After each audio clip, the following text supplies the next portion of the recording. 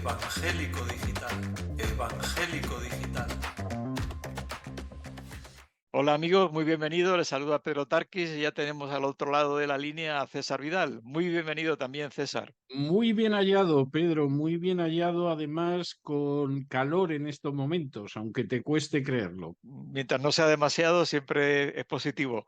El tema que vamos a tratar hoy no puede ser otro que el ataque que Irán ha realizado sobre Israel. La primera vez que Irán, de forma clara y manifiesta, ataca a la nación de Israel. En general, lo que no se está analizando mucho es que este ataque, claro, fue precedido y motivado por otro ataque que Israel produjo sobre la embajada de Irán en Siria. Y hay otros antecedentes que yo creo que hay que tenerlos en cuenta. Lo que iba a ser un paseo militar de unos días o unas semanas ya lleva más de medio año y no se le ve el fin. Y Biden se encuentra con unas presiones crecientes en contra de que siga enviando armas a Israel, que es algo que Biden va a seguir haciendo, pero que de todas formas está en una situación muy incómoda y forzosamente le tiene que decir a Israel: o acaba usted esto, o llegamos a un alto el fuego, pero usted no me puede tener todo un año electoral en esta situación porque me está causando un daño enorme. Sobre ese contexto, al que se suma otro hecho que es muy grave y en el que no se están deteniendo los medios de comunicación hablan ocasionalmente de los muertos palestinos, pero no se habla de los muertos israelíes. Si uno atiende a las cifras oficiales del ejército de Israel, bueno, no están teniendo casi bajas. Bueno, pues hemos descubierto hace unos días que eso es mentira y que seguramente las bajas son muy elevadas, porque aparece el encargado de los minusválidos veteranos en Israel y se descuelga diciendo que desde que empezó la guerra en octubre llevan más de 6.000 veteranos que han quedado inválidos y que esperan que de aquí a fin de año va a haber otros 14.000 más. Claro, si ya van 6.000 y esperan que en este año pueden llegar a 20.000, evidentemente el número de heridos tiene que ser muchísimo mayor y el número de muertos tiene que ser preocupante.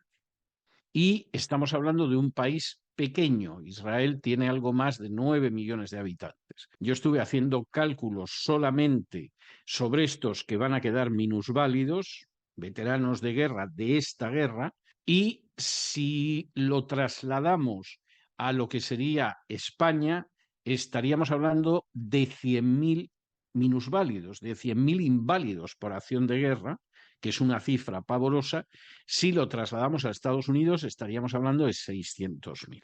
Es decir, aquí hay una situación que se intenta ocultar, que se esconde, etcétera, etcétera. Es decir, esto no se acaba, las bajas son grandes, me siguen apoyando, pero me ponen problemas. La batalla del relato la he perdido definitivamente con los muertos civiles de Gaza. ¿Qué hago? Y aquí hay dos posibilidades. Es decir, una posibilidad es decir, bueno, pues vamos a llegar a un alto el fuego, nos sentamos a una mesa de negociación, nos devuelven los rehenes, vemos lo que hay. Esa es una posibilidad, que es a la que apunta buena parte de la diplomacia internacional, no la de la OTAN, pero prácticamente la del resto del mundo, y el Tribunal Internacional de Justicia. Segunda opción: consigo que esta guerra se convierta en una guerra mucho mayor y dentro de esa guerra mucho mayor finalmente acabo imponiéndome, porque cuento ya con una serie de aliados que no solo me van a enviar armas o que me van a defender en el Consejo de Seguridad de la ONU, sino que vamos a llegar a otra cuestión. Todo indica que en un momento determinado Netanyahu considera que la escalada le conviene y entonces bombardea la embajada de Irán en Damasco. Esto es de una enorme gravedad. No estoy hablando de que haya matado a un teniente general y a un general y a varios iraníes que había y a unos pobres empleados sirios en la embajada que murieron en el bombardeo. Eso es grave, pero tiene una gravedad relativa dentro de lo doloroso que son siempre las pérdidas humanas. Es muy grave por dos razones. La primera, porque esto es una violación del Convenio de Viena, que concede protección a las legaciones diplomáticas. Yo sé que en los últimos tiempos el convenio de Viena no debe ser muy popular, porque hasta el Ecuador decidió asaltar una embajada de México y sacar a gente que tenía asilo político, y ha habido quien lo ha justificado, pero el convenio de Viena, que es un convenio del año 1961, que entró en vigor en el 64, bueno, pues es una de las garantías de que la guerra y la política no sea la ley de la selva y no se imponga el más brutal y el más salvaje. De manera que en el momento en el que tú bombardeas una embajada, pues esto solamente se puede entender como una provocación, es una violación de la legalidad internacional, es un crimen de guerra, porque las legaciones diplomáticas están protegidas, pues como las escuelas infantiles, los lugares de culto, los hospitales, etcétera, etcétera, y es un casus belli, porque en el momento en el que tú violas una embajada, un consulado, una legación diplomática, estás entrando en el territorio de otro país. Es decir, esa embajada puede estar en Chile, puede estar en Perú o puede estar en España, pero el territorio de dentro de la embajada se considera que es el territorio de Panamá, de Perú o del país representado. Es decir, esto es algo muy grave. Y aquí, obviamente, pues se esperaba algún tipo de respuesta por parte de Irán. Desde el primer momento se espera una respuesta de parte de Irán. ¿Qué hace Irán? Irán apela a la Carta de Naciones Unidas, concretamente al artículo 51, dice que efectivamente han violado su territorio, lo cual es absolutamente innegable, y que por lo tanto va a responder a esa violación de su territorio en un acto que considera de legítima defensa. Yo creo que si realmente la comunidad internacional, en el caso del Estado de Israel, alguna vez lo sancionara o alguna vez lo obligara a cumplir alguna resolución, pues a lo mejor Irán no hubiera llegado a tanto. Pero con la idea de que cualquier tipo de resolución la desobedece alegremente, y hace unos días lo ha hecho sin ir más lejos con una nueva resolución del Tribunal Internacional de Justicia, pues evidentemente Irán dice que va a responder a lo que ha sido un ataque a su territorio porque es una alegación diplomática. Y entonces se produce algo muy interesante, Pedro, que voy a comentar algo que no he comentado en estos días y que cuando a mí me lo dijeron el viernes pasado yo era bastante incrédulo, pero tengo que reconocer que del viernes acá, por lo menos como hipótesis de trabajo, lo tengo que manejar. A mí me llega la noticia en Washington el viernes de que finalmente Estados Unidos e Irán han llegado a una especie de acuerdo para que se produzca un ataque, pero un ataque que por un lado le salve la cara a Irán en el sentido de que ha respondido a la agresión de Israel, y por otro lado no cause daños como para que haya una escalada del conflicto. Cuando a mí esto me lo dicen el viernes, yo confieso que me sentí enormemente incrédulo. O sea, yo dije, bueno, esto a mí me parece algo demasiado especulativo, demasiado retorcido. Me cuesta creer que efectivamente sea así. Pero luego viendo cómo se han desarrollado los acontecimientos, creo que es por lo menos una de las hipótesis que hay que manejar, porque finalmente el sábado se produce el ataque de Irán. Irán, lógicamente, utiliza misiles, drones, etcétera, pero no utiliza una serie de armamento del que dispone que hubiera sido muchísimo más letal. Pero en términos generales, salvo desperfectos en alguna base israelí que no sabemos a dónde han llegado y seguramente tampoco lo vamos a saber, no ha habido unas consecuencias de pérdidas humanas, no voy a decir semejantes a la de Gaza, sino realmente de entidad.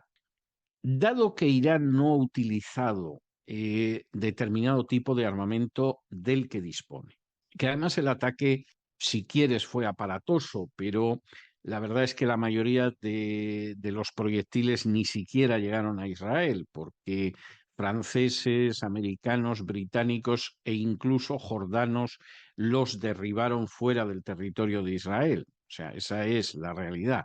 Inmediatamente Irán dijo que se daba por satisfecho, que aquí terminaba, pero que evidentemente, claro, si había una respuesta de Israel la cosa iba a variar, pero que por ellos la cosa estaba terminada que ellos habían respondido en legítima defensa, de acuerdo al artículo 51 de Naciones Unidas, y que daban por zanjado el incidente.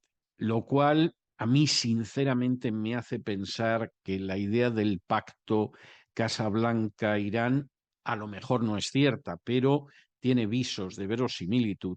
Y curiosamente Biden, bueno, pues apareció diciendo que el apoyo que tienen hacia Israel es ironclad, que sería algo así como que está forrado en acero, etcétera, etcétera, etcétera. Pero en un momento determinado, Biden también dijo que, hombre, que van a seguir apoyando al Estado de Israel, pero desde luego no al punto de invadir Irán, que es el sueño húmedo de Netanyahu desde hace muchísimos años. ¿Cuál es la situación en la que estamos ahora? Bueno, si realmente Biden consigue convencer a Netanyahu, y Netanyahu es un personaje poco dado a que lo convenzan, de que aquí se acaba el episodio, aquí se acaba el episodio. No sabemos si va a durar, bueno, el conflicto de Gaza, lo que puede durar, las nuevas víctimas humanas que puede haber, etcétera, etcétera, pero de alguna manera el conflicto quedaría localizado. ¿Que Netanyahu decide atacar Irán? Bueno, pues entonces ya la cosa puede variar porque aquí el conflicto no es que salga del ámbito de Palestina, donde más o menos está ahora, sino que el conflicto se convierte en un conflicto mundial por varias razones.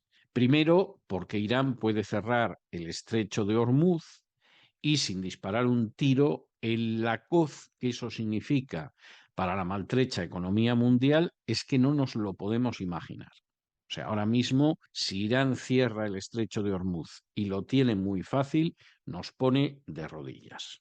Con lo cual, sería de desear que no haya una escalada. Pero luego hay otro aspecto militar que es muy grave y que aquí hay gente que parece ser que no lo está considerando. Y es que desde hace cosa de un par de años, Irán tiene suscrito un acuerdo de defensa militar mutua con China. Y esto no es simplemente que China le pueda vender armas o le envíe asesores, no. Es que si efectivamente se produce un ataque contra Irán, China está obligada a responder a ese ataque. Y eso ya son palabras muy mayores.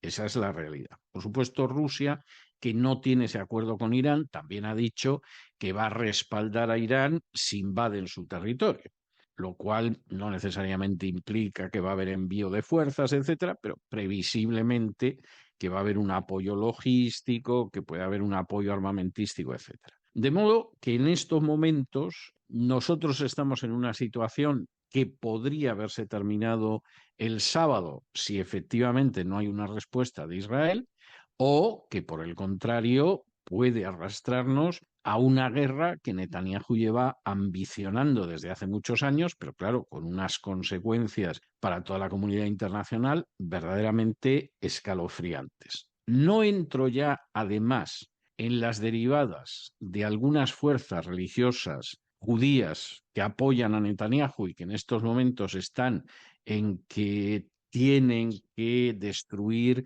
las mezquitas que hay en la explanada del templo y aprovechar para ello las cenizas de la vaca roja y todo lo demás, porque eso ya sí que parece de una novela de estas de espías totalmente terroríficas, pero efectivamente hay un sector de la población de Israel, no pretendo que sea mayoritario ni cosa parecida, pero es muy influyente, que ahora mismo está en el delirio escatológico y lamentablemente es que es gente que está en el gobierno. Y claro, eso no es para tranquilizar. De manera que estamos en un día muy interesante, Pedro, en una semana interesantísima. Pues como bien decías, no solo ya Biden está agotado de apoyar a Israel en este conflicto, intentando andar en el filo de la navaja, sino que yo creo que hay un agotamiento incluso de personas, vamos a decir, simpatizantes, empáticas con Israel, que comprenden el ataque que ha sufrido, que tiene que defenderse, pero que difícilmente pueden compatibilizar esto con la masacre que se está produciendo allí a manos del ejército de Israel, más el agotamiento de envío de armas, etcétera. El tema es que esto parece que no tiene un fin. O sea, Esto puede tener un fin y además yo diría que la clave para el fin la tiene Estados Unidos. Vamos a ver, lo que pasa es que Estados Unidos Lo que no puede pretender es apoyar encarnizadamente a una parte y luego dar la sensación de que respalda la legalidad internacional y es imparcial, porque es imposible. O sea, eso es obvio. Entonces, Estados Unidos podría marcar un cambio de rumbo, y además un cambio de rumbo que fuera justo y que atendiera a todas las partes, sin ningún género de dudas, porque lo ha hecho en otras ocasiones. Es decir, Estados Unidos en el año 73, con la guerra del Yom Kippur en marcha, pues pudo sentar a los contendientes a negociar en medio de la guerra. Y era una guerra convencional muy seria. Y sin embargo los sentó, y de ahí surgieron unos acuerdos internacionales que sellaron para siempre la paz entre Israel y Egipto, que se mantiene a día de hoy, precisamente porque, entre otras cosas, pues Israel aceptó abandonar la península del Sinaí, que tenía ocupada desde 1967. Y no ha habido ningún conflicto entre entre Egipto y Israel. La prueba está en que antes del ataque a Gaza, Egipto avisó a Israel de que se iba a producir el ataque de Hamás. O sea, que en ese sentido hay precedentes. Hay otro precedente en la Conferencia de Madrid. Es decir, alguno podrá decir, no, pero es que claro, con terroristas, mire, en la Conferencia de Madrid se sentaron terroristas israelíes con terroristas palestinos. Es decir, estaba Arafat, que tuvo un pasado de terrorista, y estaba Isaac Shamir, que tuvo un pasado de terrorista, como lo tuvo en su día Menachem Begin, o incluso lo tuvo Yitzhak Rabin. Y evidentemente, en un momento determinado, la Conferencia de Madrid fue de menos resultados prácticos que habían sido esos diálogos, esas conversaciones que se entablan en medio de la guerra de Yom Kippur del 73, pero luego, a la hora de la verdad, abrió camino y fue un hito histórico. O sea, eso se puede hacer.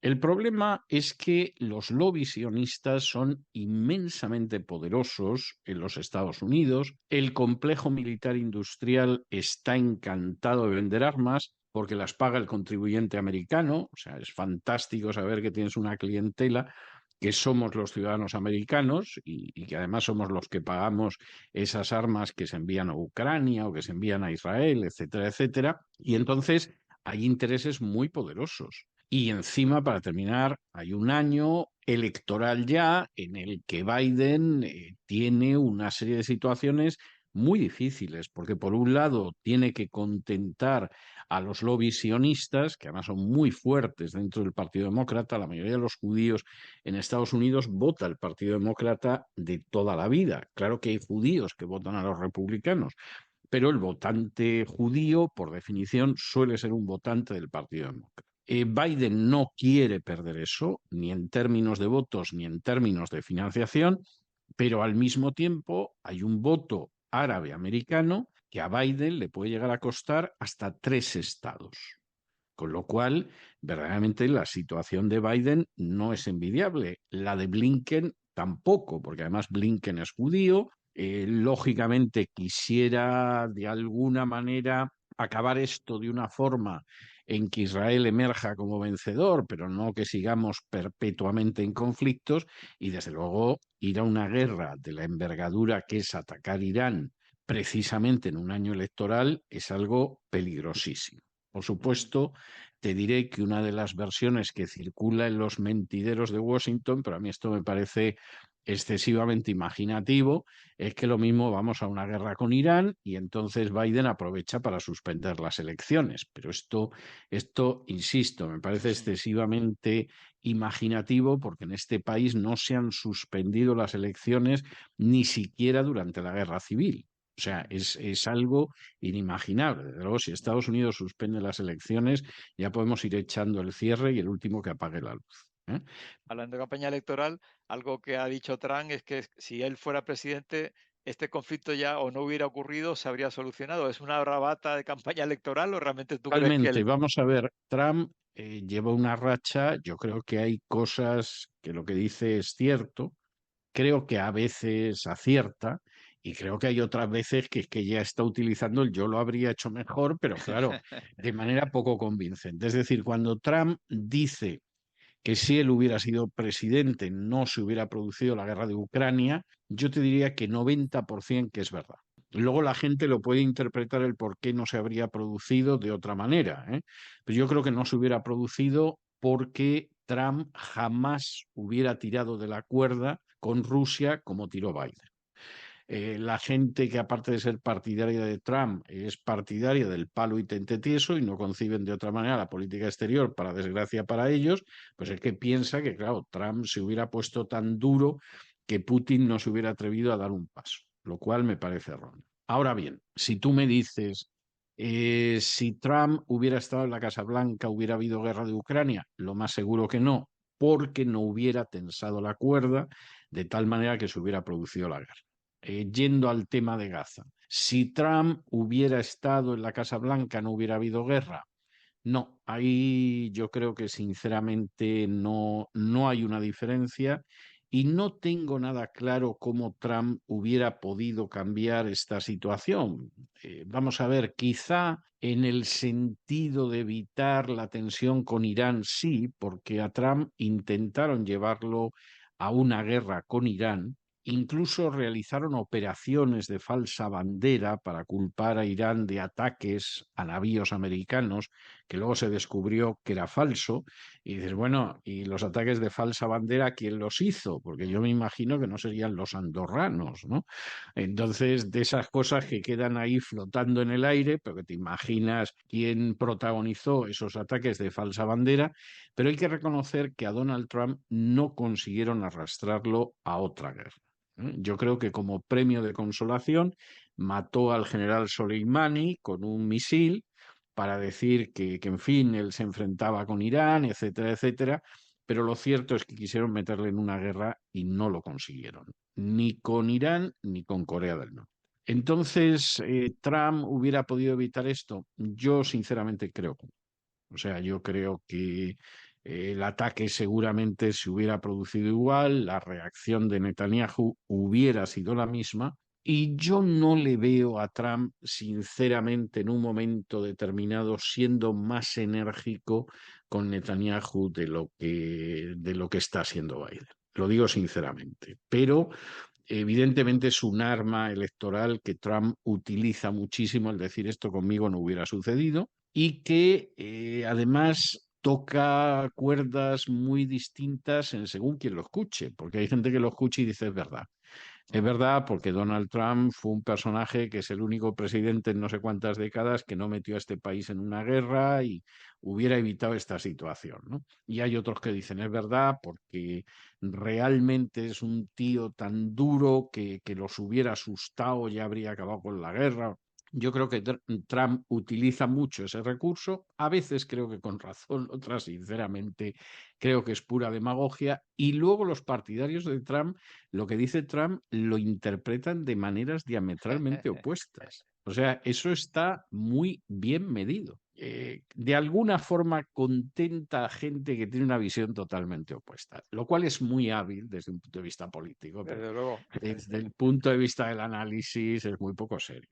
Nada, la realidad es cambiante, depende, como hemos hablado, sobre todo de qué reacción tiene ahora Netanyahu y vamos a verlo en estos próximos días, que como tú dices son apasionantes con cierta precaución Sí, de qué va a sí. pasar. No sé si quieres ya para cerrar añadir alguna cosa más que quieras tú. Vamos a ver, yo espero que acabe prevaleciendo el sentido común y que la comunidad internacional le diga, mire, a ver, esto se tiene que acabar, ¿eh? Esto no lo puede usted prolongar indefinidamente y sobre todo no puede usted pretender derivar de aquí una guerra que puede acabar llevándonos a una tercera guerra mundial con unas consecuencias terribles y además con unas consecuencias terribles para el propio Israel. O sea, es que verdaderamente no se puede jugar con eso. Entonces, vamos a ver, Netanyahu está muy mal acostumbrado, es como un niño mal criado, ¿no? Pasa con otros dirigentes israelíes, pero en el caso de Netanyahu ha sido algo exagerado, ¿no? Lo que ha pedido, por regla general, se lo han concedido. Cuando en su momento Obama no le quiso conceder la invasión de Irán, fundamentalmente porque Obama se daba cuenta de que tanto la guerra de Irak como la de Afganistán iban a acabar en fracasos y no te podías meter además en Irán. Pues a pesar de que le dio una cantidad de dinero al Estado de Israel que superaba con mucho el contenido del Plan Marshall, que ya es decir, en dinero real, pues Netanyahu lo miraba mal porque no había querido ir a la guerra con Irán y hubo tensiones muy fuertes y es algo sobre lo que Netanyahu pues lleva muchísimo tiempo insistiendo con una oposición sobre todo muy fuerte de la comunidad de inteligencia de Estados Unidos. Es decir, Israel lleva décadas, y lo puedo decir en primera persona, porque a mí también me lo contaron en su día, me lo contó personaje muy importante de la inteligencia israelí, afirmando que Irán está, nada, a semanas de tener la bomba atómica. Claro, la primera vez que a mí me dijeron esto fue hace más de 20 años, ¿no? Lo volvió a repetir hace 12 años en Naciones Unidas. Y la opinión de la inteligencia americana es que ni Irán está a unos meses, a unas semanas de la bomba atómica, sino que jamás ha tenido un plan de armamento nuclear. Es un país que está dentro del Tratado de No Proliferación de Armamento Nuclear, a diferencia de Israel, que nunca lo ha querido firmar. Sin embargo, Irán lo ha respetado, es más, siempre ha aceptado las inspecciones que quieran hacer en su territorio, etcétera, etcétera. Y claro, la opinión de la comunidad de inteligencia, concretamente hay un informe firmado por 17 agencias de inteligencia aquí de Estados Unidos, dice, pues nosotros entendemos que es el argumento que utiliza Israel a ver si invadimos Irán. Pues hasta la semana que viene, Pedro, un abrazo muy fuerte. Otro para ti, también a aquellos que nos han escuchado. Se despide como siempre Pedro Tarquis, deseando que Dios les bendiga.